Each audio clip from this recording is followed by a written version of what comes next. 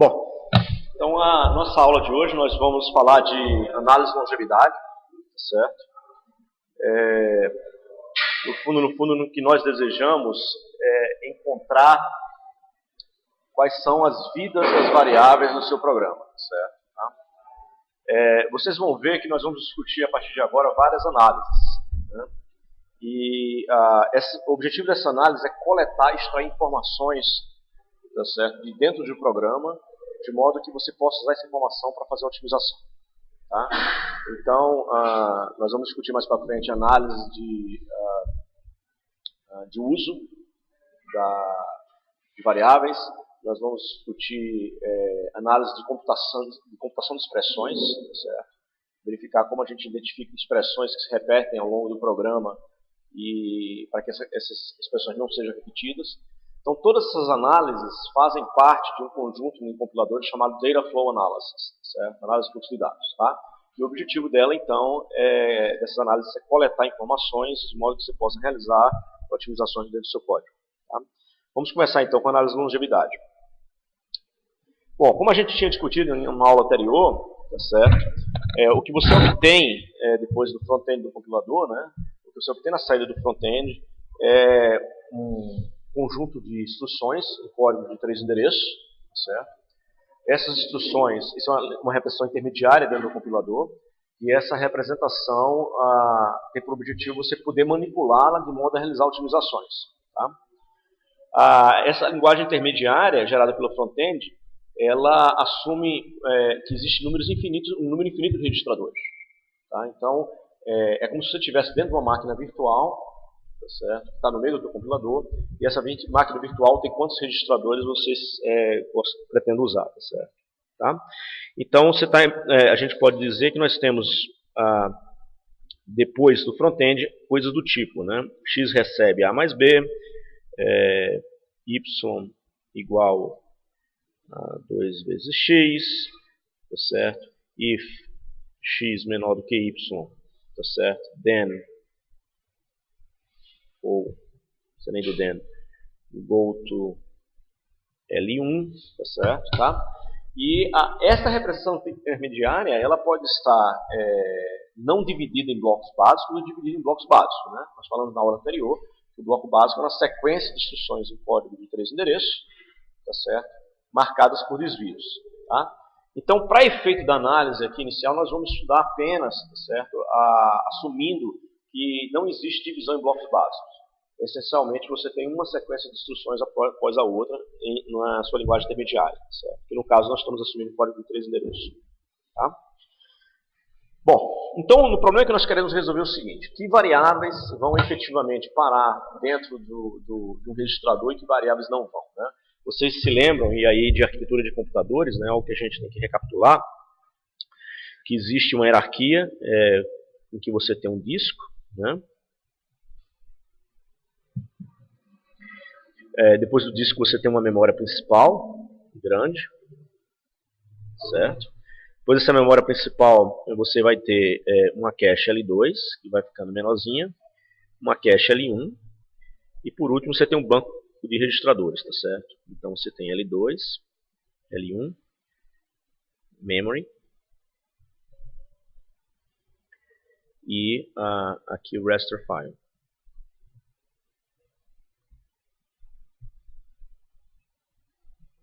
E que as operações de transferência aqui são, para você acessar o raster file, você acessa aí em torno de um ciclo, tá certo?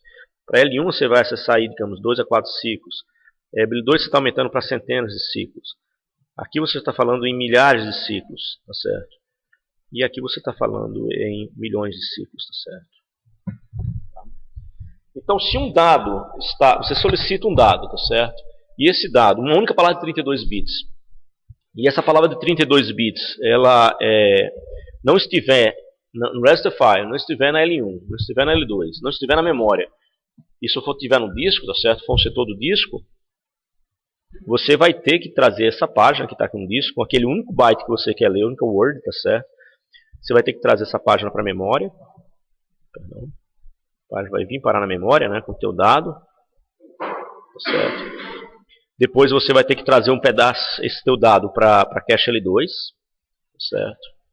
Depois você vai ter que trazer ele para cache L1 e até você pegar aquela palavra de 32 bits e colocar na sua raster file. Ou seja, hoje, com os processadores funcionando numa velocidade, um clock rate muito alto, o grande gargalo em computação é o que se chama de memory wall. Certo? É o problema de fato de você poder operar aqui, tá certo? Que o teu core está aqui basicamente, né? Apesar que hoje em dia já tem L2 dentro do processador, mas o core é isso aqui, e você consegue ter clocks muito altos aqui, tá certo? Tá? Então você tem isso aqui é muito rápido, tá? E lá embaixo é muito lento. Então esse problema da memory wall é de fato existente, tá certo? E o que nós queremos com a alocação de registradores é decidir, escolher que variáveis, tá certo? Por exemplo, daquelas variáveis que nós estávamos discutindo, tá certo? Até agora, perdão.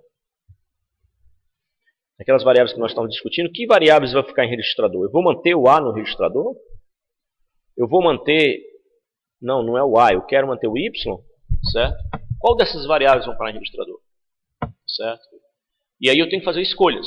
Eu tenho que efetivamente fazer escolhas e escolher algumas, porque o meu registrador, o banco de registradores é limitado, tá certo? Tá? Eu tenho...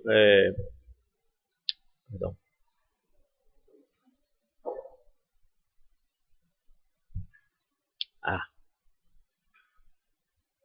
Vou soltar aqui. Eu tenho um banco de registradores limitado, né? Eu tenho da ordem de 32 registradores aqui, tá certo? Né? Então, isso é um problema, tá certo? Né? Que eu tenho que decidir qual variável vai ficar em que registrador, tá certo? Outra questão também é o seguinte, por exemplo, essa análise tem que levar em consideração também o uso que você faz daquela variável. Então, se aquele teu pedaço de código que você estava discutindo antes, tá certo? Tá? Esse aqui. X é atribuído a mais B, Y é atribuído 2 vezes X. Tá? Vou colocar ele aqui.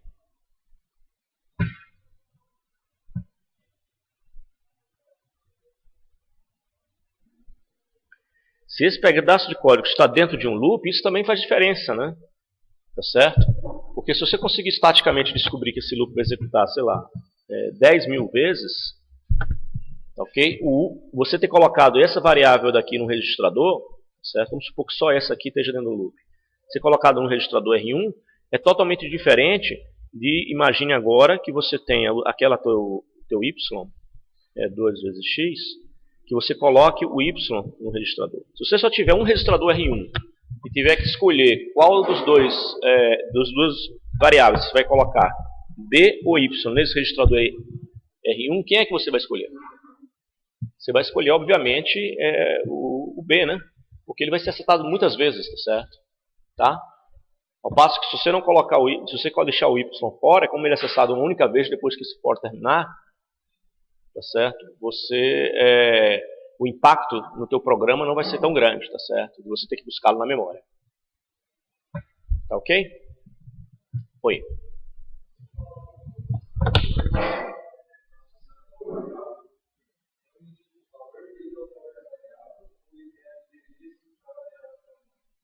Quando você fizer a tradução para assembly, tá certo? Você vai manter o valor da variável B aqui, por exemplo, tá certo? No registrador. Então, toda vez que tiver um uso dessa variável B, quer seja por leitura ou escrita dentro do seu programa, você vai substituir B por R1.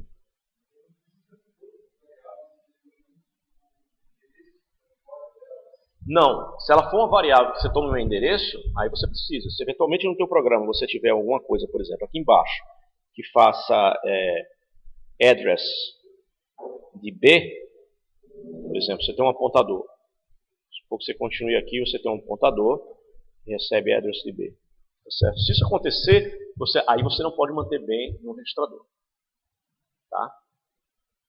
Até pode. Desde que você mantenha ele no registrador até aqui, o final desse loop. Se ele não está sendo mais usado aqui, ou mesmo que ele seja usado posteriormente, você vai e salva ele na memória no endereço conhecido, de modo que para quando você chegue aqui, você possa tomar o endereço dele.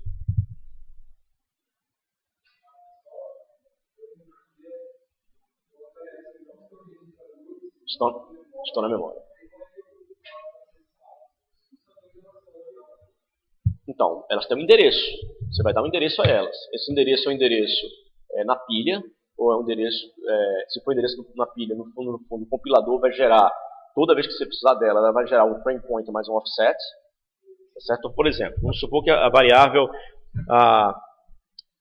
você tenha resolvido que não vai alocar BAR1. Você vai alocar, você vai resolver que só tem um registrador, R1, e você vai alocar ele a B.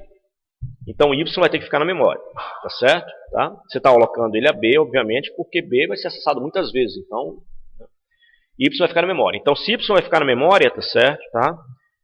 Toda vez que você precisar de Y, tá certo? Tá? Como, por exemplo, nesse load aqui, isso aqui vai ser traduzido por instrução de load, né? Toda vez que você precisar, você vai, vamos imaginar que o frame começa aqui e termina aqui. Você vai pegar o frame pointer, somar um offset, que é o offset associado a Y. E Y vai estar aqui dentro. Então, esse assembly daqui, o assembly para isso aqui, seria uma coisa desse tipo. Vamos supor, você faça um temporário, recebe 2 vezes x, certo? E aí, agora eu vou mostrar qual seria a instrução assembly equivalente a essa daqui, tá certo? Você teria um load para um registrador R4 momentâneo, tá certo? Tá? De frame pointer mais o offset de Y. Certo? Só que esse R4 não vai ficar mantendo esse valor dentro dele para sempre. Se você dissesse Y vai ser alocado efetivamente somente R1, esse R4 iria manter esse valor ao longo de todo o programa. Qualquer operação que ele precisasse fazer, ele só fazia com R4. Mas não, esse R4 aqui vai ser uma coisa temporária. Você traz o valor de Y para R4, faz a operação que você quiser, e da próxima vez que você for ler Y novamente, você também faz o load de novo. Tá certo? É estático, Quando você faz quando você está fazendo compilação, né, você tem que definir a posição das variáveis locais na sua pilha. E essa posição você gera estaticamente. Então, por exemplo, se você tem 4 variáveis locais, x, y, z, você associa offset, por exemplo, 4 a x, offset 8 a y, offset 12 a z. E aí, toda vez que você encontrar x, você substitui por frame pointer mais 4. Toda vez que você encontrar y, frame pointer mais 8. Tá certo? Entendeu? Mais alguma dúvida sobre isso?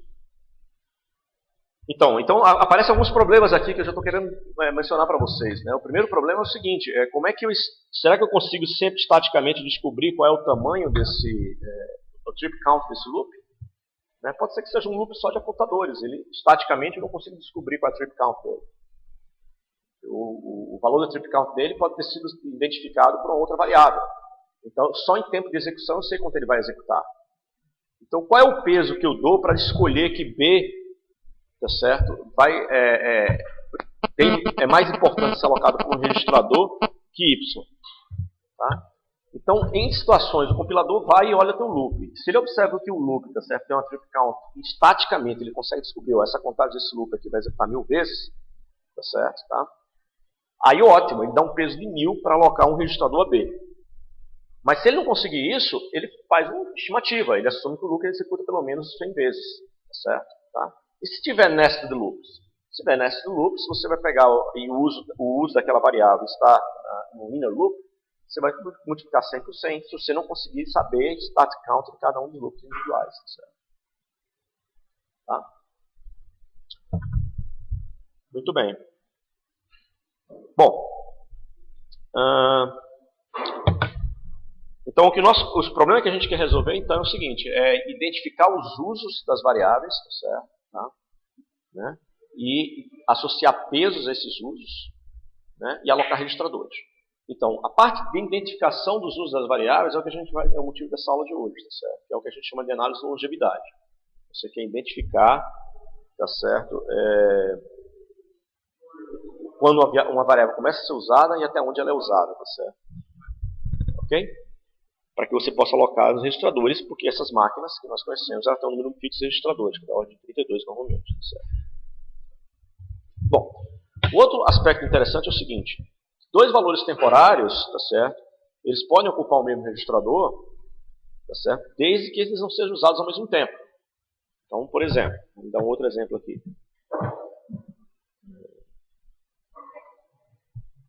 Imagine que você tem aqui esse pedaço de código.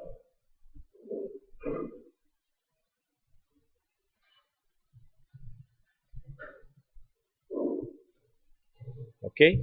E que você agora tem um outro pedaço de código aqui que é o seguinte.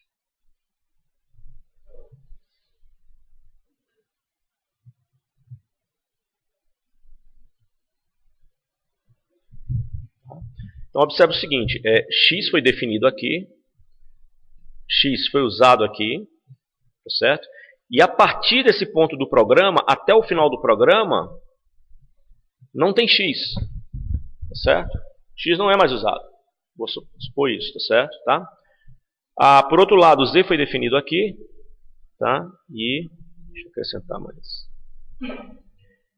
e z foi usado aqui, tá? Então, observe que a vida do que a gente chama de x, esse é um ponto importante, tá certo? Tá? Se até o final do programa não tem mais x,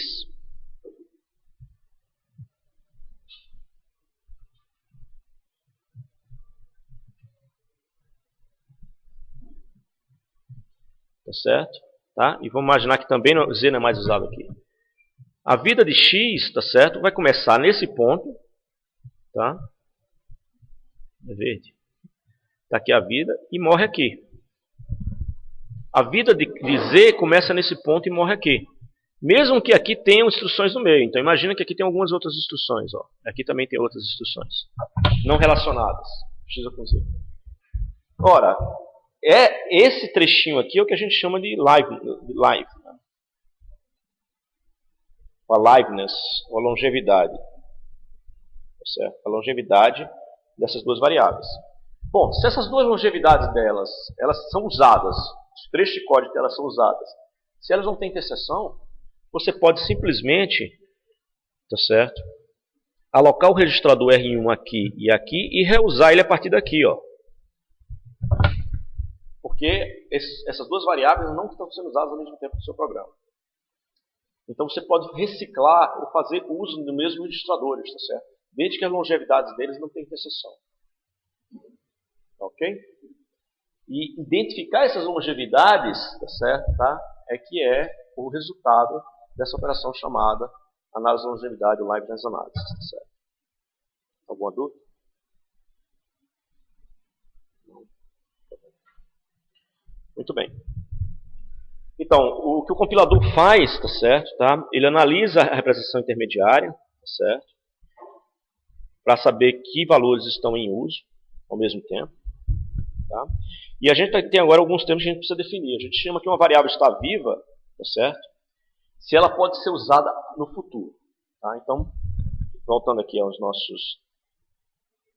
quadrinho aqui.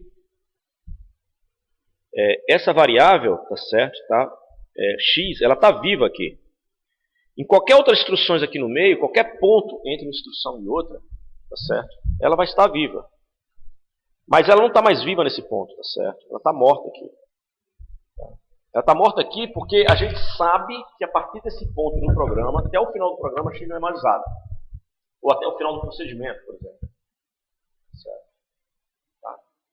Então, isso é mais um conceito que vocês precisam entender. Quer dizer, nos pontos entre instruções, onde a variável a gente sabe que no futuro ela vai ser usada, a gente diz que ela está live, está viva.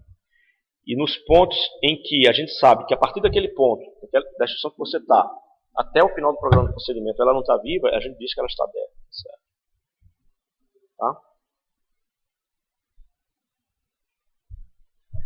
Ok? Então, identificar essas faixas de longevidade em que a variável está viva, tá certo? Tá? Isso é chamado de liveness analysis. Certo? Tá? E é uma análise que faz parte do conjunto de análise chamado data flow analysis. Muito bem. Então vamos dar um exemplo de um control flow graph aqui, certo? Tá? Então, só recapitulando, o control flow graph é o gráfico de fluxo de controle.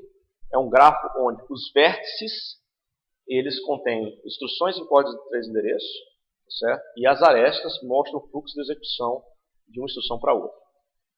Se você pegar e colocar várias instruções em código de 3 endereços dentro de um único vértice, instruções que não têm desvio, todas elas são instruções que não são instruções de desvio, esse vértice ficar um pouquinho mais gordo, ele contiver mais de uma instrução, então esse vértice é chamado de bloco básico. Tá? Mas a gente não vai trabalhar com bloco básico por enquanto. Vamos imaginar que cada vérticezinho no gráfico de fluxo controle da gente contém apenas uma instrução. Tá? Então aqui nós temos os nossos vértices, né? São instruções. Tá? Temos a aresta definindo o fluxo. Observe aqui que você tem um desvio aqui, né? Em que você compara A com N. E o resultado da comparação, se for verdadeiro, se for true, você vai tomar essa aresta daqui. E se for false, você vai tomar essa outra aresta daqui. Né?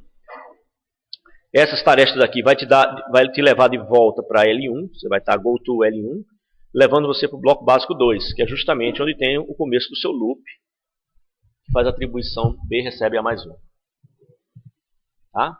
Então isso aqui é um loopzinho, né? Você está incrementando, você está mexendo, mudando o valor de A aqui, fazendo B vezes 2, testando ele e desviando. E no final, se o resultado desse teste for falso, você vai dar retornar C. Né? Isso é um pequeno procedimento com loop dentro. Tá? Isso aí é a representação dele do gráfico de controle. Muito bem. Então vamos agora fazer a nossa análise de longevidade. Né? Deixa eu voltar aqui. Tá certo?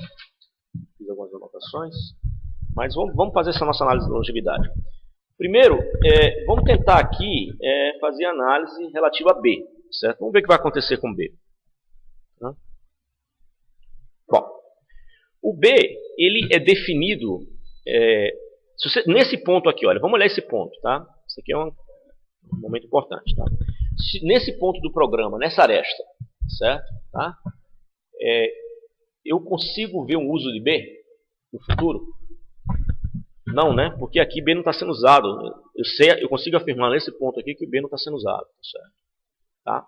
Como a gente fazer isso? A gente vai com um algoritmo que vai permitir nós identificarmos se o B está sendo usado ou não. Nesse outro ponto, o B está sendo usado? Também não. Primeira ocorrência de B aqui, no futuro, é o uso dele? Não. Então, nessas duas arestas, o B não está vivo. Certo? Por quê? Porque o primeiro uso do B é a partir dessa aresta aqui, tá certo? Porque o B está sendo definido aqui, nesse bloco 2. Tá certo? Então, B é definido aqui no bloco 2, ele é usado aqui. E aqui nessa outra aresta, o B vai estar vivo? Vai estar vivo sim, porque ele é usado no futuro. Ele é usado aqui em B. Perdão, é usado aqui nesse bloco 4. Tá? Tá, e agora? E nesse vértice aqui? Nesse vértice aqui o B está vivo? Não, o B não está vivo, porque não existe nenhum uso daqui até o final do programa, ou o restante do programa, que faça uso de B. Isso aqui não usa B. O que ele está fazendo é definindo o B. Então, o valor de B nesse ponto aqui, a partir dessa aresta, é totalmente desnecessário. Certo? Porque o B, nesse ponto dessa aresta, ele não é usado aqui, porque eu só retorno C. E ele não é usado, tá certo, nessa outra aresta, tá certo? Porque eu redefino o valor de B. Então eu consigo afirmar categoricamente, tá certo, tá, que a partir desse instante aqui, ó, a partir desse momento aqui, o B está morto, né? Ele não vai ser mais usado, tá? Isso nos deixa então com essas duas arestas aqui, formando o que se chama do conjunto de liveness de B. Certo? Tá? Então, o live de B vai ser formado pelas arestas de 2 para 3 e pelas arestas de 3 para 4. Tá certo? Em outras palavras, se eu quiser colocar o B dentro do registrador, tá certo? Esse registrador só vai precisar ser usado, tá certo, nessas duas arestas. E nessas duas instruções. Eu vou alocar a esse registrador, por exemplo, R1 aqui, uso R1 aqui e pronto. Tá certo? Então, só nos blocos que estão associados a essas duas arestas é que o registrador pode ser, você pode associar B a R1. Tá certo? Tá? E depois, aí depois você pode usar R1 para quem você quiser. Sim, desculpa, perdão. Faltou esse aqui. Isso. Tá? Então você vai pegar essas arestas onde ele está vivo, tá certo? E associar, ver os blocos antes e depois, e associar, trocar B por R1. Tá? Aí você vai dizer, poxa, e depois que isso acontecer? Bom, como o B não vai estar mais vivo a partir daqui, tá certo? Eu posso colocar associar o R1 a qualquer outra variável que eu quiser.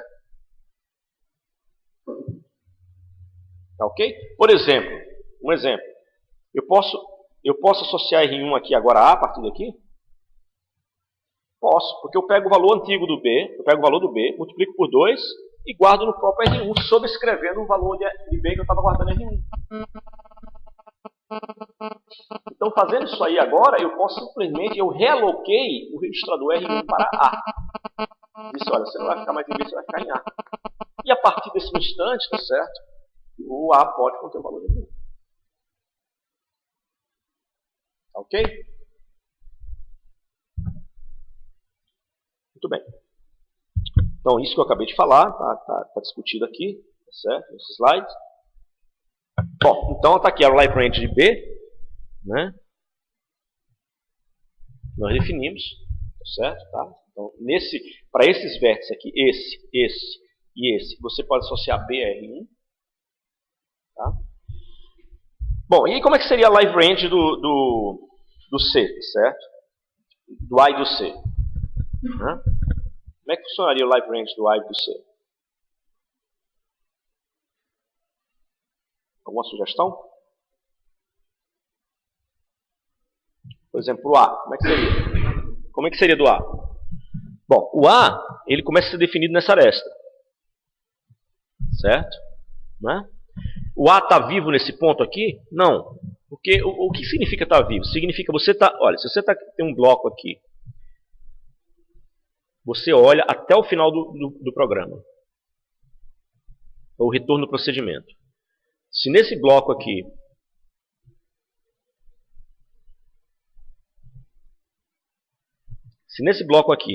você puder afirmar nesse ponto Z é usado até o final do programa, se ele for usado, se aqui tiver um uso de Z, então você diz que o Z está vivo aqui. E a live range de Z vai vir daqui até aqui. Ó. Certo? Por enquanto a gente só está fazendo a live range de um bloquinho para o outro. Mas a gente vai aprender como pegar essas live range, pedacinhos de live range, colar todas elas e fazer uma live range grande. Certo? Tá? Então, deixa eu recapitular. Se eu estou nesse ponto aqui, eu posso dizer que o A está vivo?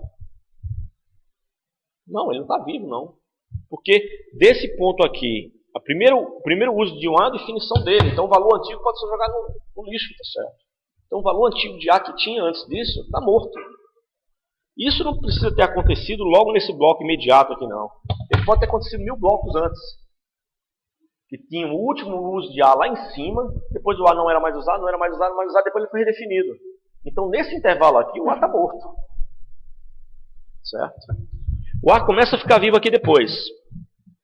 Ele é usado aqui. Tá certo? Aí eu pergunto, nesse ponto aqui, olha. O A está vivo ou está morto? Ele está morto, né? Porque a próxima ocorrência de A vai ser uma atribuição de A. Então o valor de A que eu tenho aqui para guardar, eu não preciso mais guardar ele. Certo? Então ele está morto. Ou seja, se ele está morto, essas arestas aqui, ó, cuidado para não confundir, porque isso aqui era do C, era do B que nós tínhamos feito, tá? Então eu não vou pintar essa aresta aqui de vermelho, não vou pintar, por quê? Porque ele está morto nessa aresta do A.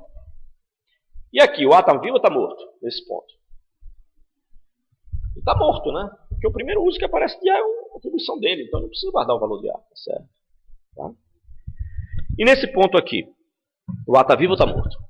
Aqui ele começa a ficar vivo de novo, né? Tá certo? Por quê? Porque existe um uso dele aqui embaixo, que é justamente testar ele ser menor do que N. Então ele está vivo. E essa outra aresta aqui, o A está vivo ou está morto? Está vivo, né? Porque lá em cima, nesse loop aqui, ok? O A é usado aqui, ó. Então ele está vivo. E nessa outra aresta, o A está vivo ou está morto? Está morto, porque a única coisa que eu retorno é o C. Então não estou usando mais o A, tá certo? Então, deste modo, a live range, tá certo? De A vai incluir o quê? Vai incluir o bloco 1, o bloco 2, o bloco 4 e o bloco 5. Certo? Eles que vão estar na live range de A. Certo? A gente pode representar, em vez de falar em blocos, a gente pode falar também de live de A, que é o conjunto de arestas. É a aresta de 1 a 2, a aresta de 4 a 5 e a aresta de 5 a 2 de volta. Essa aresta de 5 a 2 é o que nós chamamos de backward edge. Certo? É uma aresta de volta e ela é muito importante. Tá? E quando você está fazendo análise de fluxo de dados, se você fizer isso dinamicamente, analisar trechos de execução, você procura as backward edge para procurar por loops dinamicamente. Tá? Mas isso é um pouquinho mais para frente. Então, isso aí, feito isso, a gente tem a live range de A, tá certo? Que está representada aqui. Tá certo? Foi o que a gente acabou de falar. Né? Certo? E, bom. Então, deixa eu voltar aqui um pouquinho. Tá certo? Essa aqui é a live range de A. E a live range de C? Tá certo? Tá? O que acontece com a live range de C? Bom, nós temos C. O C a gente já viu, né? Ele está vivo aqui. Tá certo? E ele está vivo nessa aresta, tá? Está sim vivo nessa aresta porque mais para frente, ó, ao longo do loop, tá? Eu vou usar C de novo aqui. E não só isso, porque se ele tomar esse caminho de execução, o programa, ele vai precisar retornar o valor de C. Então nessa aresta ele está vivo. Tá certo? Nessa aresta ele está vivo porque ele é usado e ele também está vivo nessa outra aresta, né? Certo? Porque ele é usado nesse ponto aqui. Tá? Ok? Então, se nós analisarmos um pouquinho tudo que a gente já descobriu até agora, certo? Tem alguma coisa especial a respeito de C aqui? Tem, né? Ele praticamente está vivo o programa inteiro. Certo? Tá? Ele é o único valor retornado. Certo? Bom, se a gente agora colocar observar essas longevidades dessas variáveis, a gente vai ver uma coisa curiosa. Ó. O A está vivo aqui, ele começa a ficar vivo aqui, depois ele fica vivo nesse período, no back edge. O B, ele está vivo somente daqui para cá. E o C está vivo aqui, aqui, aqui, aqui, aqui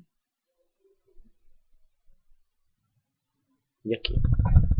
Então, olha uma coisa curiosa. Se eu colocar o registrador R1 para A, associar ele a A, então todo lugar que tiver A aqui, eu substituir por R1, somente nos caminhos da longevidade, né? Os caminhos que tiverem envolvidos os blocos da longevidade, tá certo? Observe que, agora é uma coisa interessante, que a longevidade, tá certo, tá, de B, ela tem interseção com a longevidade de A? Não, né? Então, esse trechinho aqui, ó, essas duas arestas aqui, estão associadas à longevidade de B. E ela não tem interseção com a longevidade de A. Isso significa que eu posso simplesmente usar o registrador aqui, atribuir R1 a A, então, ou seja, armazenar 0 em R1, depois pegar o 0, somar com 1 e armazenar em B. Mas como eu sei que a partir desse intervalo daqui para cá, que o A não vai ser usado mais, eu posso simplesmente pegar esse valor, esse registrador R1 que eu atribuí aqui, e atribuir ao B aqui, ó. Certo? Esse R1 vai ser reusado aqui, ele é multiplicado aqui, tá certo? De modo que você reusou o registrador R1. Ou seja, se as longevidades elas não têm interseção, tá certo? Você pode reusar os registradores, tá certo? Tá? Em outras palavras, o que eu estou dizendo, aí eu já vou adiantar um pouquinho a conversa para vocês. Eu posso associar a cada longevidade um vértice em outro grafo. Tá certo? Então, se o A está associado eu posso associar então a essa longevidade em vermelho de A, tá certo? Um vértice num grafo, tá? E a longevidade de B, eu associo um outro vértice no grafo e ponho uma aresta nesses dois vértices se os dois tiverem interseção. Mas não é o caso, né, de A e B, né? Certo? Porque A e B não tem interseção. Tá? E o C? O C, eu também vou associar um vértice no grafo, certo? Tá? E eu coloco uma aresta se houver interseção entre as longevidades. Por exemplo, tem interseção entre a longevidade de A e B? Tem? Não, né? O vermelho está aqui, só lembrando, tá? Isso aqui é A, isso aqui é C, isso aqui é B. Tem interseção entre vermelho e verde? Verde aqui e o vermelho aqui? Não. Então não vai ter aresta entre A e B. Tem interseção entre o verde aqui e o azul? Entre B e C? As longevidades de B e C? Tem, né? Então eu vou colocar uma aresta aqui. Certo? Tem interseção entre C e A, essa partinha azul e o vermelho? Tem interseção? Tem. Se tem interseção, eu vou colocar outra aresta entre C e A.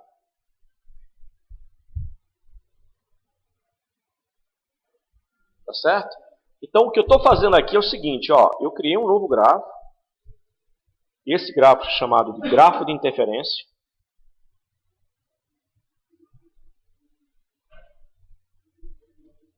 E o meu problema vai ser o seguinte, ó, eu tenho um gráfico de interferência onde cada vértice representa uma longevidade e existe uma aresta entre dois vértices se houver interferência, se as longevidades tiverem interseção, ou seja, eu preciso manter aqueles dois valores das variáveis lá.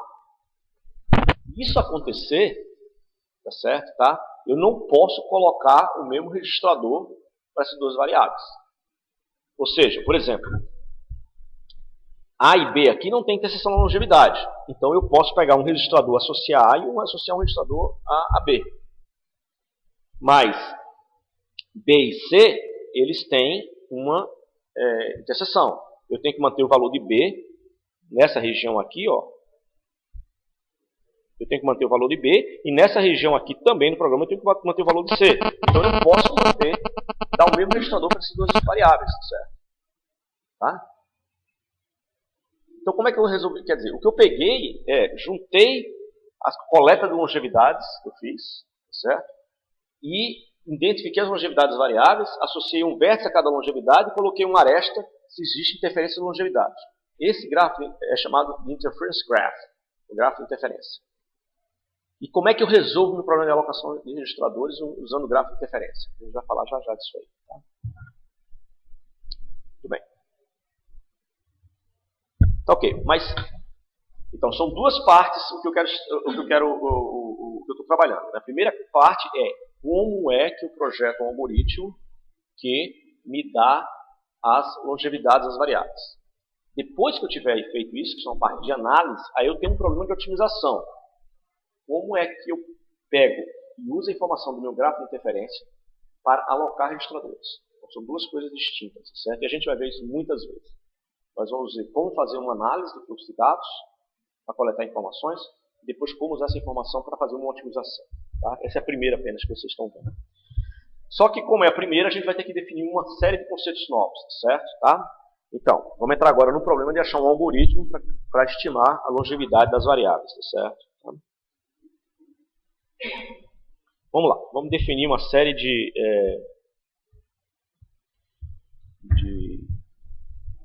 conceitos novos, tá certo? Bom, eu vou desenhar aqui para vocês, ó, tem que desenhar um pouquinho menor, porque a gente vai precisar de bastante área aqui. Então, eu tenho um bloquinho aqui, tá certo? Tá? Construção, tem um outro bloquinho de construção.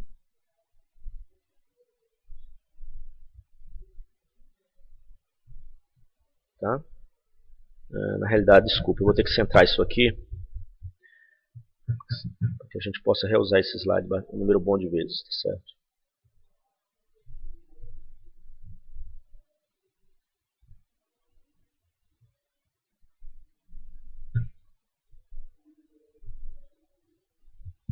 Então nós temos aqui, ó, A é atribuído P mais 1,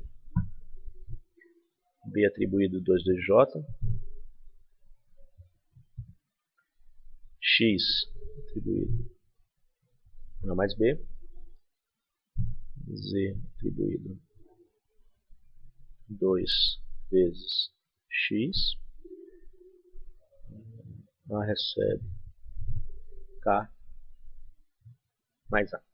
E esses meus bloquinhos têm essa numeração aqui que eu estou colocando para vocês, tá certo? Ok? Bom, vamos então definir começar a definir alguns conceitos, tá certo? O primeiro conceito é o seguinte: se esse vértice aqui é meu vértice N, tá?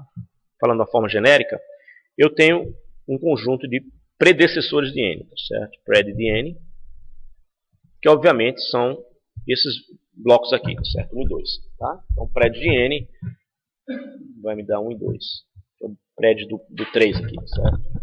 Os sucessores de um bloco, eu chamando de suc de N, que nesse caso aqui específico, para o N igual a 3, né? São o 4 e o 5. Tá? Bom, estas arestas aqui, tá certo? Que saem, essas duas arestas aqui, tá? São o que nós chamamos de out edges, por razões óbvias, né? E essas aqui são o que nós chamamos de in edges do bloco N, tá certo? Tá? Mais alguns conceitos que a gente precisa definir.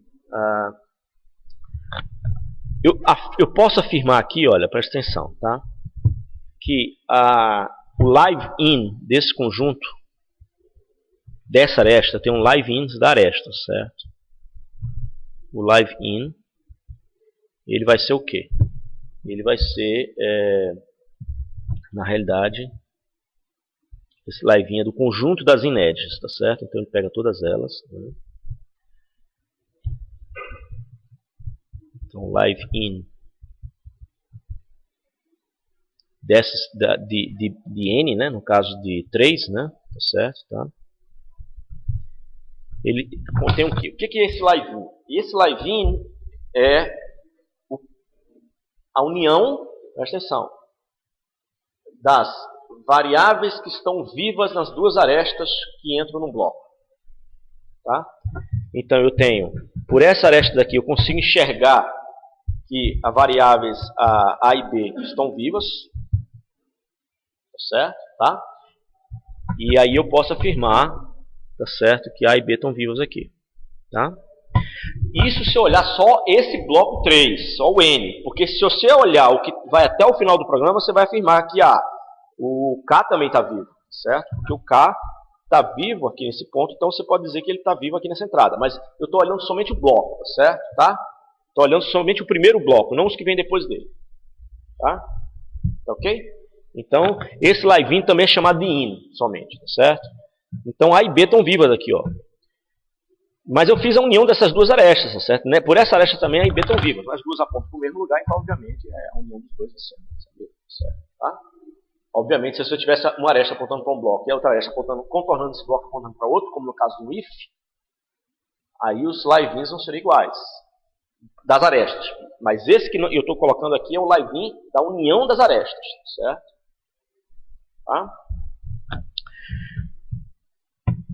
Nossa, ficou pequenininho a figura, né? Você consegue enxergar.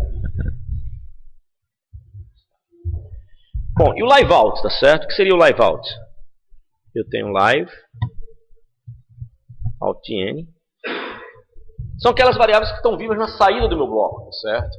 Tá? Então, quais são as variáveis que estão vivas na saída do seu bloco? As variáveis que estão vivas, não, considerando a união das arestas que saem, ou seja, de todos os sucessores. Quem é que vai estar vivo aqui? O X vai estar vivo, o K e o A, porque eles são usados, tá certo? Ok? Eles vão ser usados posteriormente, tá certo? Tá? Eu devia ter feito esse um pouquinho maior, mas tudo bem. Bom, vamos voltar então para os nossos slides aqui e retomar esses nossos conceitos, certo? Tá? Alguns desses conceitos. Então, nós falamos que eram sucessores, predecessores, out edges e in edges, tá certo? Tá? E agora nós precisamos falar o que é def e use, tá certo? De uma variável, tá? Vamos ver aqui o que é exatamente def e use. Então, eu posso afirmar, então, vamos considerar aqui os blocos todos que nós temos, tá certo? Tá? Então, nós temos os blocos 1, 2, 3, 4, 5. E aqui está o conjunto def e o conjunto use. Então, quem são as definições que acontecem no bloco 1, tá certo? No bloco 1, somente A é definido, tá certo? Tá? Então, eu afirmo que A faz parte do meu def, tá certo? Do bloco 1. E quem é que é usado? P é usado, tá certo? Tá? No bloco 2, quem é definido? Bom, no bloco 2, B é definido. E quem é usado? Bom, J é usado, tá certo? No bloco 3, X é definido. E A e B são usados, certo? No bloco 4, Z é definido. E usado é o X. E no bloco 5, quem é definido? O A. E usados o K e o A. Certo? Ok? Então, isso aí, a gente vai usar muitos conceitos de definição e uso. Certo? Tá? Bom, vamos voltar lá. Muito bem. Então, a gente já falou de definição de usos. Certo? Tá? Agora, tem um outro conjunto, tá certo? Que são os defs, tá certo? Tá? E os de uma variável, tá certo? O def de uma variável, note que o que eu fiz ali foi o quê? Eu calculei o def e use de um vértice. Quem é definido e usado naquele vértice. Mas eu posso também ter o contrário. Dado uma variável, quem são os blocos que definem e usam essa variável. Certo? Tá? Então, a gente pode então ter o contrário, tá certo? Tá? Ter os def e use de variáveis. Então, eu tenho A, B, quem são variáveis no meu programa? BP, J, X, K e Z, tá certo? Tá? E aí eu não vou preencher todas, mas vocês podem notar, tá certo? Quem é que define B? Onde é que estão os blocos que definem B? Os blocos que definem B tem somente o bloco 2. Quem são os blocos que usam B, tá certo? Porque, olha, B está sendo definido aqui, ó.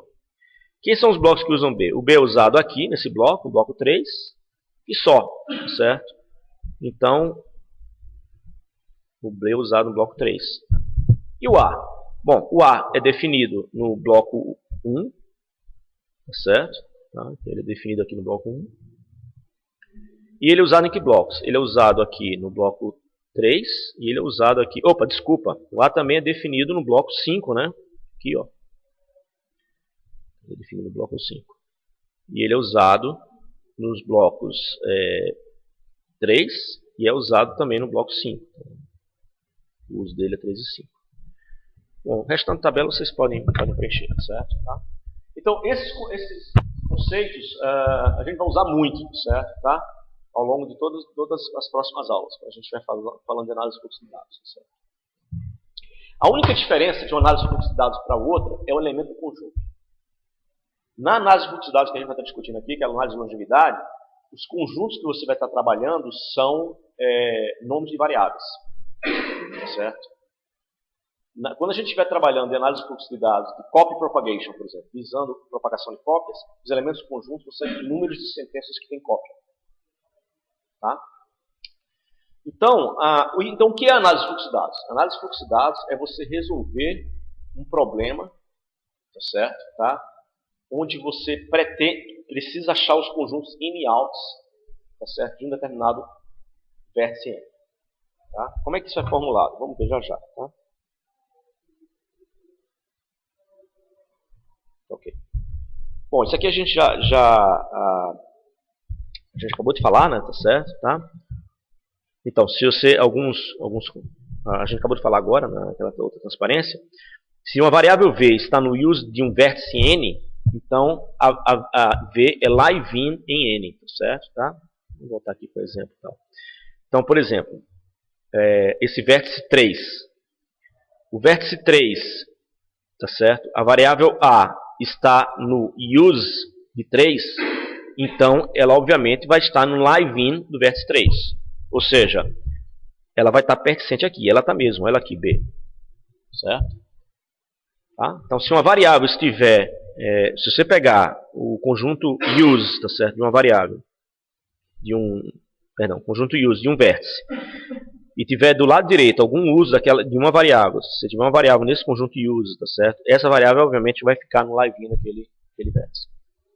E o contrário também acontece, né? Por exemplo, a variável x, ela está no conjunto de definição do vértice 3.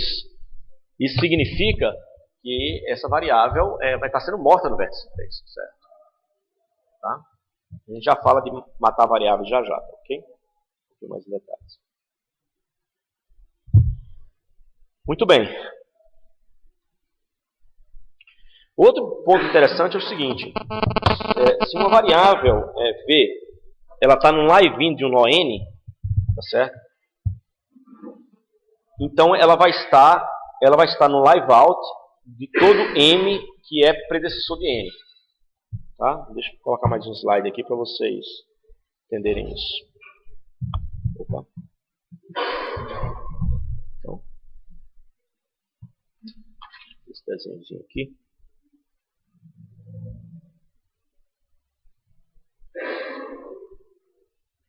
Vou colocar aqui os bloquinhos.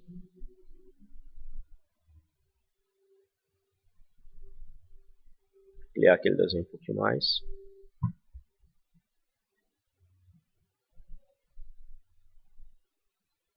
Então, só pegando aquela figura e tornando ela um pouquinho mais legível, tá certo? Tá? Nós chamamos esse live-in agora, para a gente não chamar live-in o tempo todo, nós chamamos ele agora de in. In de bloco n. O que é que esse in vai ter? Ele é um conjunto de variáveis. Que variáveis? Variáveis que estão vivas na entrada daquele bloco, tá certo? Tá? De maneira análoga, nós temos o out de n, que são as variáveis que estão vivas na saída daquele bloco, tá certo? Tá? Então imagine que aqui dentro você tem a seguinte sentença: x atribuído a ou b. Então, presta atenção aqui, a gente consegue afirmar que def de n, quem é definido em m? X. Quem é que é usado em n? A e b. Certo? Ora, se você tem uma variável a que está no use do bloco n, tá certo? Essa variável a vai estar em de n. Certo? Porque ela vai estar viva aqui, ó. Você sabe que você chegando aqui, você vai encontrar uma variável com uso de a. Certo? Tá? Em outras palavras, foi isso que aquele outro slide estava dizendo. Se você tem uma variável a que está dentro, tá certo, do use de um vértice n, essa variável a vai estar no quê? No in daquele vértice n e no out, presta atenção aqui, ó, ela vai estar nesse out aqui, ó. Vou chamar isso aqui de n-1. Ela também vai estar nesse out de n-1. Certo?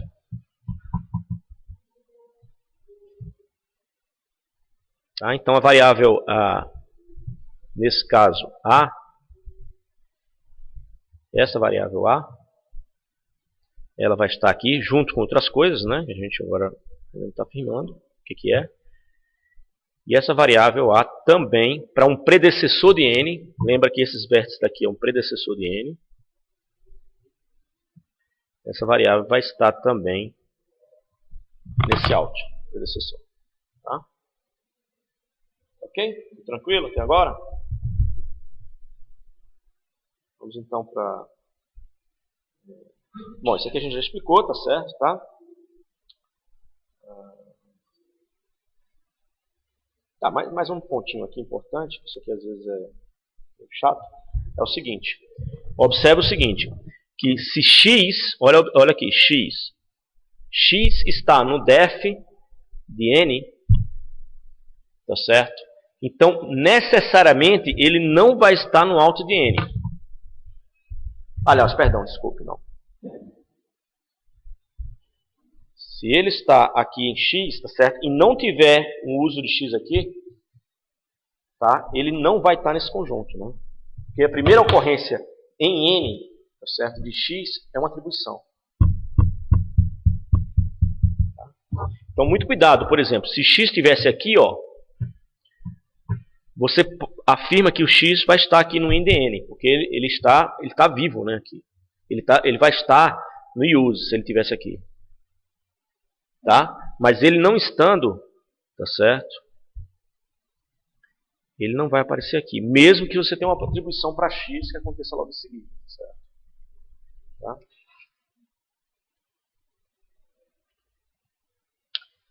Muito bem. Tá, e agora então o meu problema é o seguinte, tá? O meu problema é, para cada bloco n, eu tenho dois conjuntos. Um in de n, ou seja, variáveis que estão vivas na entrada de n, e um out de n, as variáveis que estão vivas na saída de n. Tá?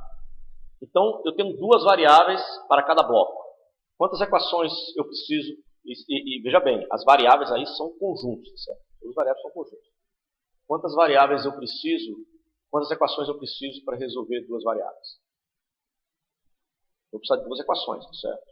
Então eu tenho que encontrar duas equações, tá?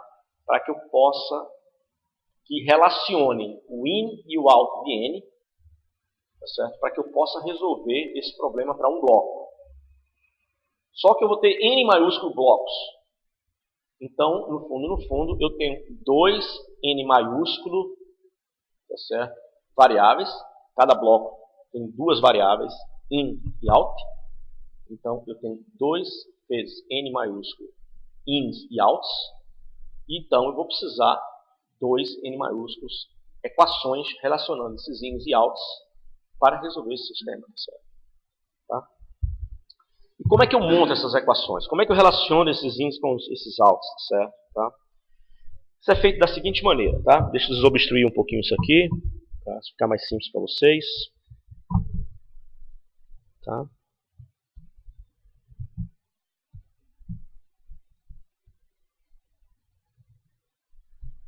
Muito bem. Esse aqui, esses dois vértices são os predecessores de n. Esses dois, né? E esses dois são sucessores de n.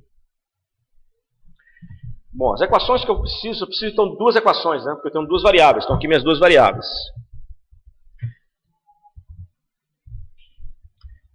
Eu fico com pena que muitos de vocês não estão interessados nisso aqui pelo seguinte, porque realmente fico com pena. Porque praticamente todos os alunos meus que estão trabalhando hoje na Intel, Microsoft e assim por diante, eles estão trabalhando em problemas que eles usam isso aí no dia a dia. Entendeu? Certo? Então, se você pretende arrumar um emprego em high top level research, certo? Em computer systems, na área que envolva compiladores, geração de código, processadores ou até mesmo, tá certo, data mining, tá certo? Você vai precisar saber fazer a tua análise. Então, é uma questão de opção. Bom, tudo bem, vamos lá. Então, eu tenho que encontrar duas equações aqui, tá certo? Tá?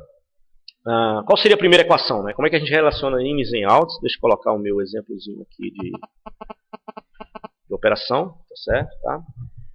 Muito bem. Bom, eu vou dizer então que uma variável está viva, tá certo? Ela está em in, ela está viva aqui em in, tá certo? Tá? De n. Se, ou seja, nesse ponto ela vai estar viva, tá certo? Tá? Se ela for usada aqui, certo? No bloco, né? Então, para que ela esteja viva aqui, ela tem que estar sendo usada aqui, tá certo? Tá? E aí, então, se isso aqui é um conjunto de variáveis, eu tenho que incluir dentro do in todos aqueles usos, tá certo? Todas aquelas variáveis que estão em use de n. E a gente sabe que o use de n, eu acabei de falar isso, é o A e o B. Def de n é x. Tá certo? Então, para uma variável estar viva aqui, ela precisa necessariamente, desculpe, tá no use de n, ou ela está sendo usada aqui nesse bloco, tá certo? Ou ela passou, para ela estar aqui também, ela passou por esse bloco, tá certo? Tá? E não foi redefinido aqui. Tá? Então, por exemplo, imagine que você tivesse aqui, ó, vamos imaginar que você tem aqui K recebe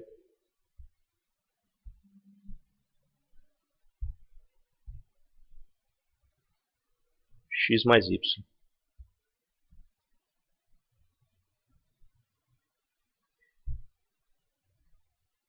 E aqui Z recebe A. Tá? Então o que foi que aconteceu aqui? Olha, observe que aqui, devido ao X mais Y estar sendo usado aqui, o X e Y estão vivos aqui. Eles estão no, presta atenção, no live in desse bloco aqui. Específico desse bloco aqui.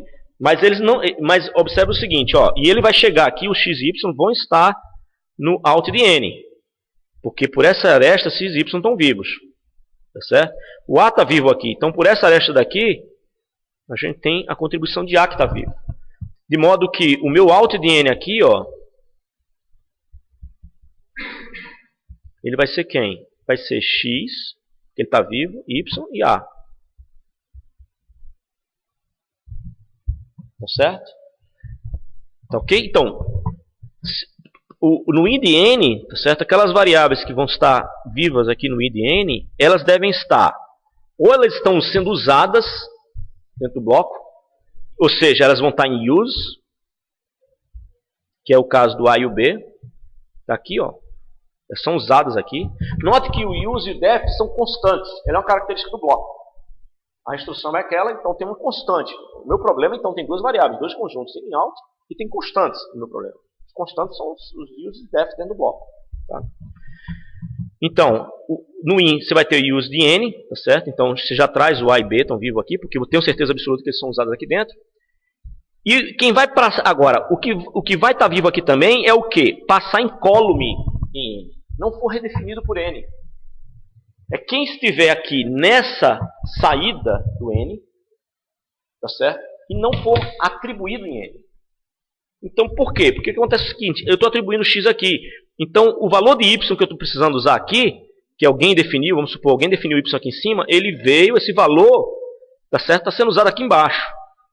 E ele passou em column no bloco n. Tá certo? A mesma coisa, alguém pode ter definido A também aqui em cima, tá certo? Ou no outro bloco, não importa. Esse A veio, foi usado aqui e é usado aqui embaixo, tá certo? Tá? Então, esse A daqui tem que estar vivo aqui. Do mesmo jeito que essa variável y tem que estar viva aqui também, porque alguém definiu aqui em cima e está sendo usada aqui embaixo. Mas o x não. A variável x que está sendo usada aqui, tá certo? O que foi que aconteceu? Ela foi redefinida nesse bloco. Então, esse x aqui não é o mesmo x que estava aqui antes.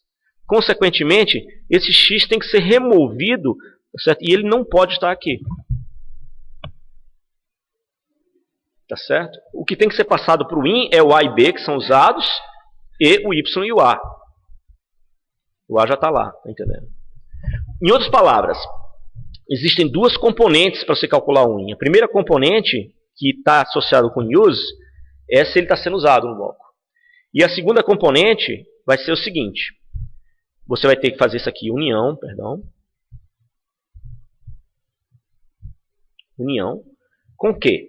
Com as variáveis que estiverem vivas no out de n, no caso x, y e a, tá certo? Menos aquela que foi redefinida dentro do bloco. Tá certo? Então, quem é que está redefinindo dentro do bloco? É o conjunto def de n. Então, você tem que remover def de n disso.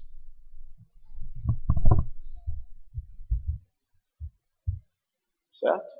Então, uma variável vai estar viva na entrada in se a primeira ocorrência dentro do bloco ela estiver lá, ou seja, use de n, que é a primeira componente, união com aquelas variáveis que estão vivas na saída do bloco, ou seja, estão sendo usadas lá por baixo do programa, e não foram mortas dentro do bloco. Certo? Aí elas vão poder passar do out para o in lá em cima. Certo? Tá? Então, eu falei para vocês que eu tenho um problema, que ele tem duas variáveis, o in e o out. Então, eu encontrei agora uma equação que relaciona o in com o out. O use de n e def de n não são variáveis, são constantes no meu problema. Certo? Tá, eu tenho agora uma equação com duas incógnitas. Como é que eu encontro a segunda equação? Bom, a segunda equação vai ser a equação que pluga essas coisas juntas, certo? Tá? É um sistema de equações de duas incógnitas. Qual é a equação que pluga tudo isso junto? Certo? A equação é o seguinte.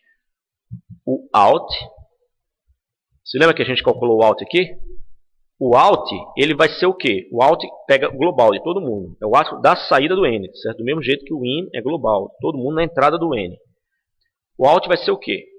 Você vai pegar e fazer a união sobre todos os conjuntos S que são sucessores, sobre todos os blocos que são sucessores do bloco N. Tá certo? Então, eu vou fazer a união desse conjunto com esse, porque esses aqui são sucessores, tá certo? Tá? Então, eu vou fazer a união dos ins desses, tá certo? Tá? Dos ins desses S. Ok? Então, o out agora está pegando toda a informação de quem está vivo, do in daquele bloco, in daquele bloco, in daquele bloco, o in dos sucessores todinhos, de quem está vivo, que veio a informação já veio lá de baixo. Eu estou fazendo a união, ionizing isso aí, tá certo? Tá? Ok? Isso vai me dar, então, a segunda equação, porque agora eu tenho duas variáveis, in e out, e duas equações para cada bloco básico. Multiplicando isso por n grande, para todos os blocos básicos, eu tenho um sistema de duas n equações, in e out, por duas n incógnitas, certo? Tá? E agora eu tenho que resolver esse sistema usando algum algoritmo. Vou encontrar um algoritmo que resolva esse sistema, certo? Para mim. Okay? Muito bem. Aqui estão as equações. E o algoritmo é um algoritmo muito simples. É um algoritmo de interação ponto fixo. Certo? Tá? Você simplesmente vai iterando esses conjuntos. Tá certo? Tá? Você inicializa eles com vazio, por exemplo. Certo? Tá? Inicializa os conjuntos com vazio. Tá? Cada um dos conjuntos. Tá? E aí você vai repetir, tá certo? Tá? Essa interação. E para cada iteração você vai pegar cada um dos blocos N, tá certo? Tá? Salvar esses blocos, tá certo? Tá? Então pegar o bloco out anterior e salvar num temporário. E pegar, acho que essa área está trocada, né? Pegar o anterior e salvar num... Onde é que está o prime disso aqui? Ah não, está aqui o prime. Tá certo? Perdão. Isso está correto, né? E pegar esse novo, esse anterior você vai salvar num temporário, tá certo? Tá? Esse aqui é um temporário, tá? E o novo que você vai estar gerando lá na frente, tá certo? Tá? É engraçado, tem essas linhas aqui estão meio trocados, tá?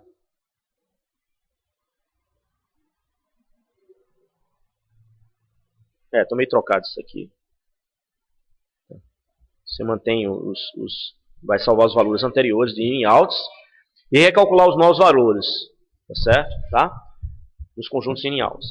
E aí você usa as duas equações. Isso aqui são cópia das duas equações que a gente acabou de falar.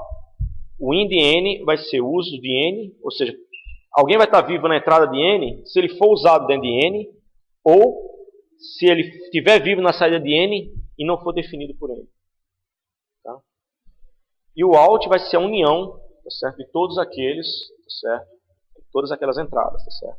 E aí você vai repetindo isso aí até os conjuntos não mudarem, tá certo? Os valores anteriores deles ficarem iguais aos valores presentes. Você varreu todo mundo. Você varreu todos os blocos N, para todos esses for eachs aqui, para esse for each todinho aqui, tá certo? Não houve variação de nenhum conjunto in e out. Tá certo? Então, se isso aconteceu, o problema terminou, tá certo? Você resolveu ele. Ok? Tá legal? Essa coisa vai convergir por quê?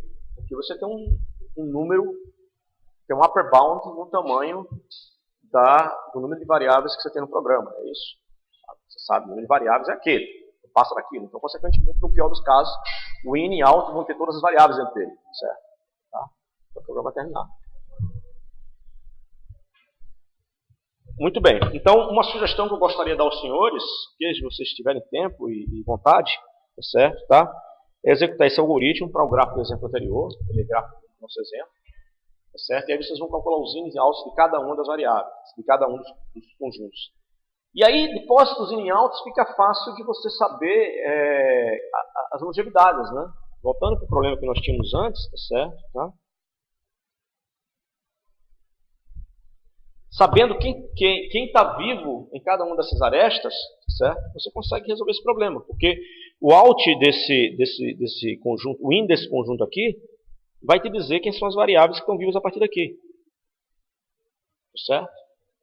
Então, varrendo os ins, por exemplo, você consegue saber exatamente e reconstruir essas longevidades aqui.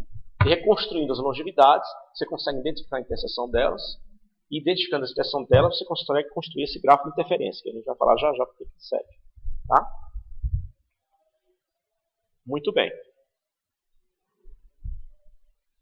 Certo?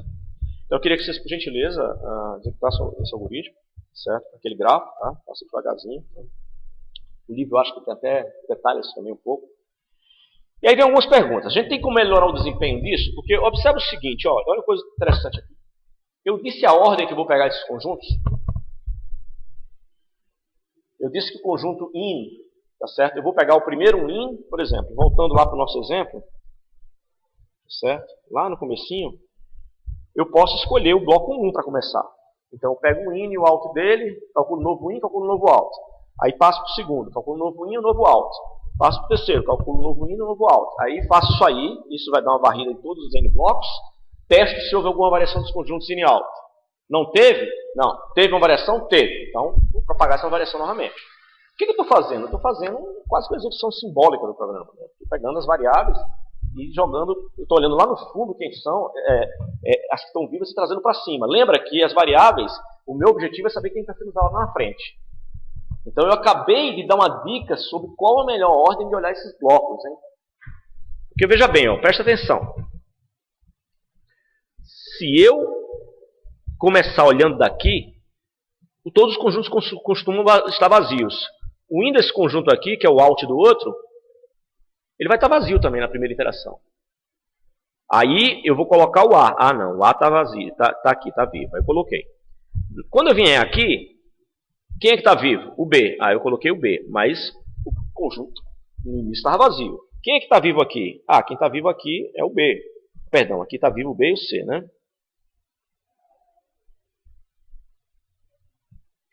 E aqui, quem é que está vivo? Bom, aqui está vivo o A e o C. Aqui está vivo, quem é que eu... Aqui está vivo basicamente o B. Aqui está vivo o A e o C. Certo? Então, ó, presta atenção. Quantas descidas... Eu dei uma descida enorme, não foi? E praticamente o que foi que eu fiz? Eu só consegui olhar o que tinha no bloco imediatamente depois. Depois dessa descida, que eu fizer uma outra iteração e que a coisa começa a propagar. Porque agora eu digo, olha, o A está vivo aqui, mas ele não está vivo aqui porque ele está morto. Então aqui o conjunto vazio. Aí é a segunda iteração. Tá certo? O A está vivo aqui. Tá certo? Ah, eu faltei calcular aqui também, né, na primeira. Aqui na primeira o C está vivo e o A está vivo. Eu sei porque o C está por aqui e o A está por aqui. Tá certo? Então, ó, vê como vai começando a ficar bonito esse negócio aqui.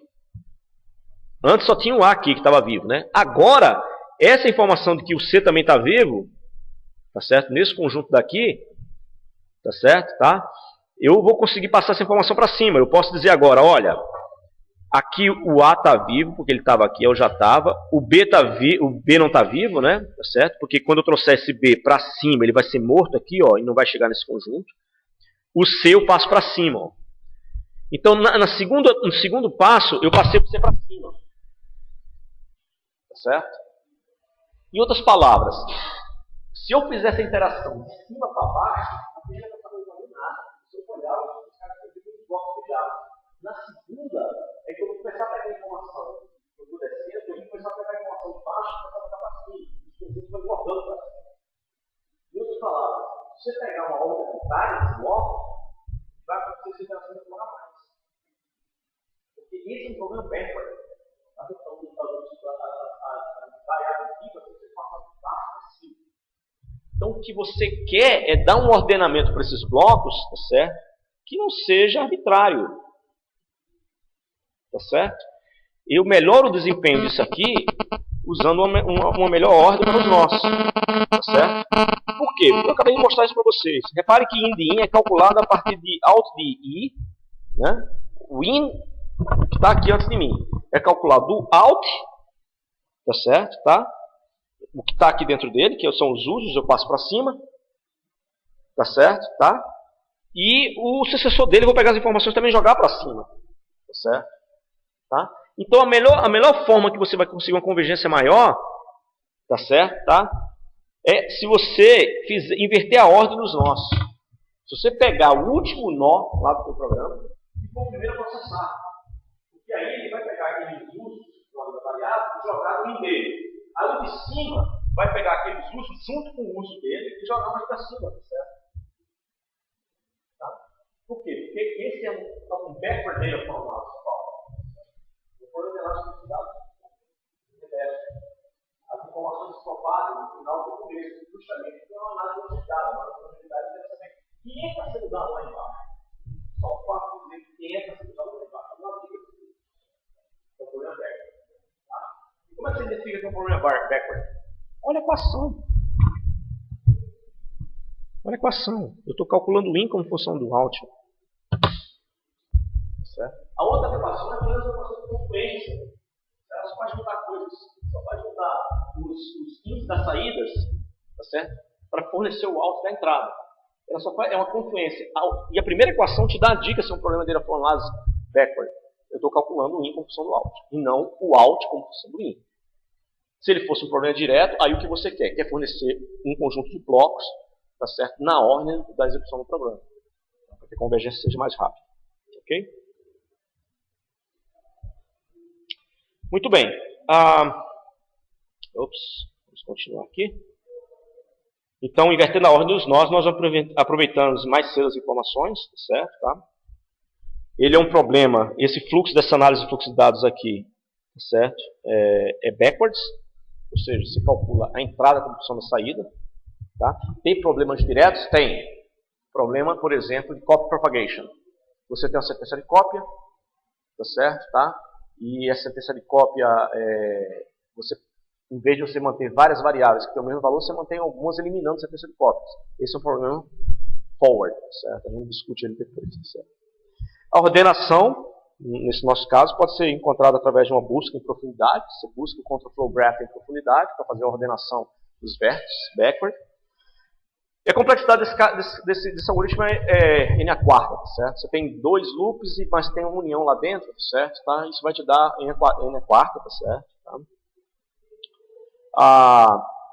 Mas na prática, tá certo? Como pelo fato que nós programadores programamos de uma forma muito local, quando nós definimos uma variável, ela é usada um pouco mais na frente, mas não muito na frente, no geral. Devido a essa característica nossa como programadores, de localidade, a propagação dessas informações é muito rápida, tá certo? Tá? Então, na prática, esse algoritmo roda em ordem n ou n quadrado. Certo? Tá? Bom, ele é um algoritmo conservativo, tá certo? Uma variável pode estar viva em algum nó, tá certo? Tá? Se uma variável pode estar viva em um nó n, ela estará no alto de n. Né? Se você tem uma determinada variável e ela está viva, tá certo? Em um nó, tá certo? Ela estará no nó de n.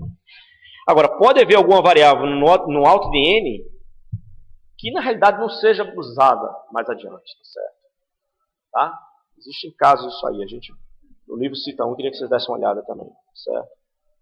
Tá? Mas você tem que ser conservativo. Você tem que assumir que uma variável, mesmo, tá certo, que naquele programa específico, tá certo, ela não vai ser usada, mas ela tem que aparecer no conjunto alt. Porque você não pode assumir uma hipótese, certo, tá, errada que viola a execução correta do programa. Tá? Um outro problema muito complicado em Data Flow Analysis é o seguinte. Imagine que você tem aqui, por exemplo, a variável, essa atribuição.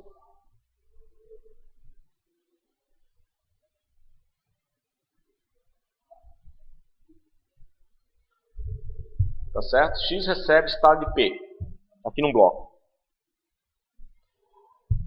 Eu tenho como afirmar categoricamente, tá certo, que P não aponta para Y? A princípio, P pode apontar para qualquer variável, tá certo? Então, qual é a consequência disso? É que se P pode apontar para Y, ou para Z, ou para W, vamos supor que meu programa só tenha X, Y e Z, só tenha 3 variáveis. Se eu tiver IP, um apontador, tá certo? Tá? Para o tipo dessas variáveis. Se eu tiver uma atribuição desse tipo aqui, eu vou ter que afirmar que aqui y está vivo e z está vivo. Eu tenho que afirmar, porque P pode estar apontando para y ou para z. Ou para o próprio x, né?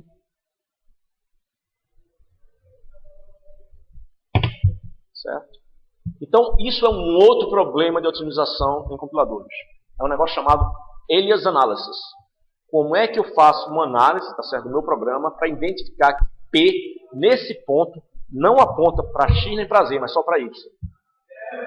Se eu conseguir resolver esse problema de alias, de sinonimia, eu posso reduzir essa minha atitude conservadora e dizer, não, nesse ponto do programa específico, eu consigo provar que P não aponta nem para x nem para z.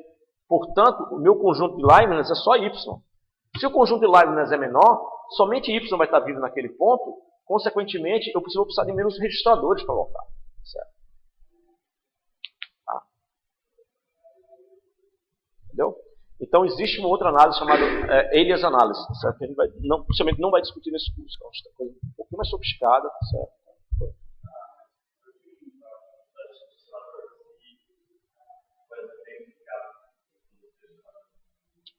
Se o quê? Não. Você tem 32 registradores. Não, é muito pouco. Olha, um deles você usa para frame pointer, tá certo? Um deles você faz return address. Se você vai passar parâmetro, você vai usar 4 para passar parâmetro, tá? Um deles é o R0. Não são muitos não, são muito poucos. Entendeu? E além do fato de que você tem que fazer computações temporárias, né? Por exemplo, se você faz A mais B menos C mais D, você tem que guardar os valores temporários disso aí. Então imagine uma expressão enorme que você faz um monte de operações, tá certo? Tá? E você tem que guardar os valores temporários para fazer a computação. Então muitos desses registradores são usados para fazer essas computações temporárias. Então não sobra registrador. Tá? É muito pouco. Entendeu? Então por isso que você tem que saber escolhê-los a dedo mesmo. Tá? Além do fato de que você pode dizer, mas eu tenho poucas variáveis automáticas no meu programa. Tudo bem, você pode ter poucas variáveis automáticas no seu programa, mas por outro lado, você pode querer fazer alocação de campos de estruturas. Você pode, por exemplo, ter um objeto, ter um campo dele que é usado enormemente, você quer alocar em um registrador, por exemplo. Tá? Então a pressão em cima dos registradores é muito alta. Certo? Tá? Não são muitos não, infelizmente. Agora, você pode dizer o seguinte, não, se eu tiver uma L1 muito rápida, tá certo? Talvez isso não se torne um problema, certo? Mas a questão é o seguinte, se não tiver na L1, você vai ter que bater lá embaixo, certo? Lá no disco. Bom, um exemplo interessante aqui que vocês que mostra essa coisa do fato de ser conservativo é o seguinte, qual seria o conjunto de in4, né? In4 eu tenho no bloco 4 aqui. Quem é que tá vivo aqui? É somente o A. Tá certo? E o Alt 3, quem é que está vivo aqui? O B é usado e o A também, né? São usados lá na frente do programa. E o C também, né? Não. E o C também, isso. O C é usado aqui e aqui. O A é usado aqui. Tá certo? Tá? E o B é usado aqui. Tá? Mas aí a gente tem uma coisa estranha aí, que é a seguinte, olha, nesse programa aqui, tá certo? Você consegue afirmar o quê? Olha, que C, B quadrado, eu removi qualquer sinal, se B fosse negativo, essa coisa já é um número positivo, tá certo? Tá? O A vai ser um número positivo, tá certo? Eu somei a mais B, e se você fizer essa conta aqui, você pode observar que essa coisa aqui vai ser sempre tomada no sentido, tá entendendo? Tá? E aí você está sendo super conservativo. Você está dizendo, não, eu vou sempre precisar de A, B e C vivos aí. Na realidade não é, né? Porque você vai estar sempre seguindo o caminho. Entendeu?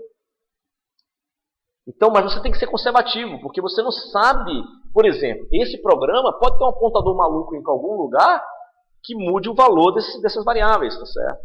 Tá? Então você tem que ser conservativo, mesmo que você saiba para aquela instância do programa, para aquele trecho lá, você como programador olha e diz, isso aqui vai sempre tomar esse caminho, mas o compilador não tem como fazer isso, ele não tem essa informação semântica do programador. Tá? Muito bem, nós falamos aqui então de análise de longevidade, tá certo? Tá? Eu havia mencionado para vocês anteriormente que existem, na representação intermediária, você pode ter então, são blocos, são vértices, né, ligados, tá certo? Tá? Uma representação intermediária dentro, um código de 3 endereços, mas esses vértices podem ser um pouquinho mais gordos, porque se você tem apenas um sucessor e um predecessor, se você vai ter coisas desse tipo, olha, x recebe A mais B, isso aqui é um vértice, e você tem K recebe 2, Z, por exemplo, você pode juntar esses dois num único vértice, tá certo? X recebe A mais B, nossa, ficou pequenininho demais, nem eu consigo escrever, imagina vocês aí. A mais B, K recebe Z. Você pode colocar os dois, por quê? Porque não tem desvio eles, certo? Tá? Então, uma série de código de 3 endereços você enfia dentro de um único vértice. Esse vértice com mais de uma instrução de código de 3 endereços é chamado de bloco básico, certo? Tá? A vantagem é que você tem um grafo com menos nós, cada nó é um bloco básico, tá certo? E os algoritmos de data flow analysis vão funcionar mais rapidamente. Por quê? Por quê? Porque na hora que você coloca várias instruções de código de 3 endereços, os def e use de cada uma das instruções você pode compilar em tempo de compilação. Você pode calcular os def e use, certo? Internamente lá dentro, você sabe que não tem desvio. Então você pega o def e use dessa instrução, dessa e dessa, junta todos eles e tem um net def e use para aquele bloco. E aí então você vai ter menos blocos, tá certo? Tá? Menos def use para manipular, um def use líquido para aquele bloco, consequentemente você vai ter um algoritmo mais rápido. E os compiladores de produção, bom, todos os compiladores minimamente razoáveis, eles trabalham com blocos básicos, não por instrução, certo? Tá? Capítulo 7 do livro ele fala como você montar os def uses, tá certo? Para blocos básicos, certo? Tá? A gente vai falar um pouquinho disso mais para frente. Bom, agora vamos voltar ao nosso problema, né? Porque tudo isso aí nos permitiu fazer o quê? Nos permitiu coletar as informações de Leibniz, tá certo? Tá? De modo que agora eu posso voltar para aquele meu gráfico de interferência, né? Que eu tinha aqui falado anteriormente, né? A gente tinha discutido ele aqui. Deixa eu ver onde é que nós estávamos. Aqui, ó. Eu posso voltar para esse meu gráfico aqui, tá certo? Eu sei que A não interfere com B, e as Leibniz dela, as longevidades não têm interferência. A interfere com C e C interfere com B. Então, eu agora posso voltar a pegar esse meu gráfico, tá certo? Tá? Para fazer a alocação de registradores, que é o que eu quero. Tá? Mas a gente não vai discutir isso aí, não. Essa coisa de alocação de registradores, dado o gráfico de interferência, alocar registradores para ele, é uma aula e meia, ou quase duas inteiras só para isso, se você pegar o melhor algoritmo do mundo, certo? Tá? Ok? Então, a gente então vai identificar as live ranges com superposição, tá certo? De modo que se dois vértices, tá certo, estão associados à live range com a mesma superposição, eles não podem ser alocados no mesmo registrador, certo? Tá? Isso aí, voltando para aquela nossa figurinha, você pode ter uma matriz para representar seu gráfico de interferência, tem várias formas de representar gráfico de interferência, né? Listas, matriz diagonal superior, matriz diagonal inferior, um monte de variações, tá certo? Você pega melhor sua estrutura de dados que você se sente confortável, representa esse gráfico, e aí o problema que você vai resolver, tá certo, é o seguinte: eu vou associar uma cor para cada registrador. O R0 eu estou assumindo que é sempre 0, tá certo? Tá? Vou dar uma cor para cada registrador. E eu quero colorir esse gráfico com o menor número de cores possível. Certo?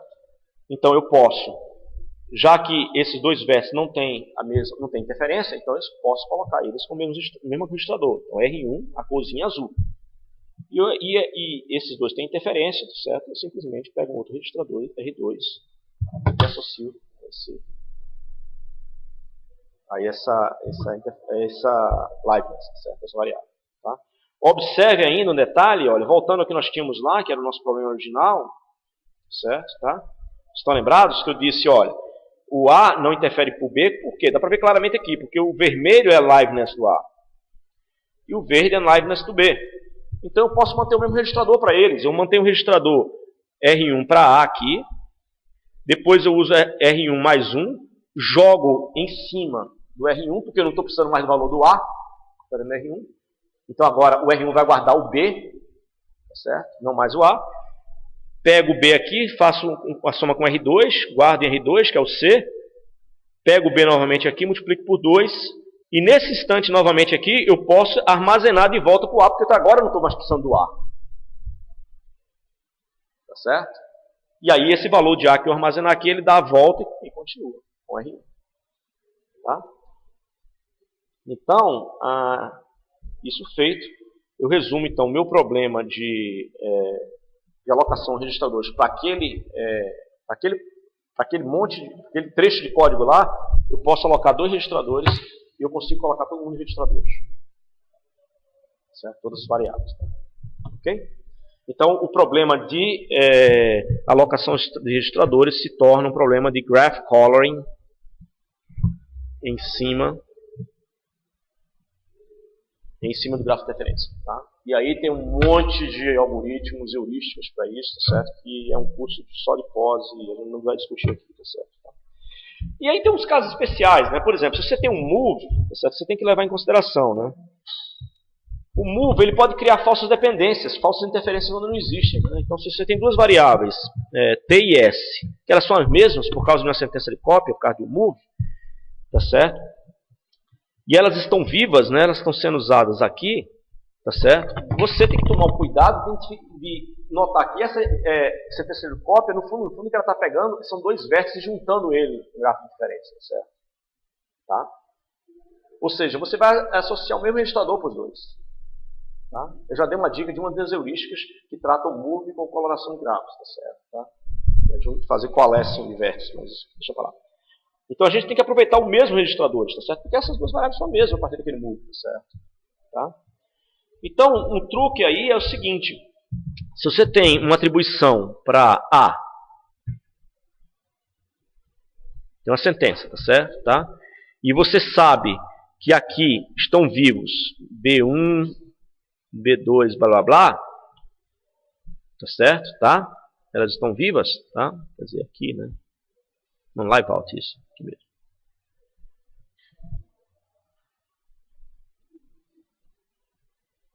Tá certo? Você no grafo de interferência, você vai associar uma aresta para A, para BI, B1, perdão, BJ. Agora, se essa sentença, ou seja, essa sentença aqui não é uma sentença de move, tá certo? Mas se essa sentença fosse uma sentença de move, tá certo? Tá?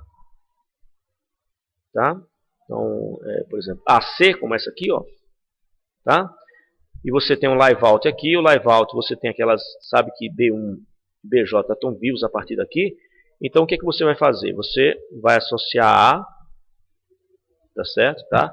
Para aqueles Bs que não sejam, vamos botar aqui BI, não BJ, tá certo? Para aqueles B que não tenham, que não são os mesmos que C, tá certo? Tá? Vai ter feito com os outros. Tá bom? Muito bem. Então, isso aqui é apenas uma pincelada, tá certo? Em uma otimização de código, tá certo? A alocação global de registradores. Existem várias, inúmeras. Tem um livro que deve ter 4 dedos de altura só de otimização de código, tá certo? Tá? E a gente vai nesse curso discutir algumas delas, certo? Algumas poucas otimizações de código. Falar um pouquinho mais no final sobre garbage collection, certo? Tá? E isso aí encerra a nossa disciplina. Então a gente vai progredindo gradualmente nessa direção. Tá? É isso aí, pessoal. Por hoje é só. A gente se vê aqui.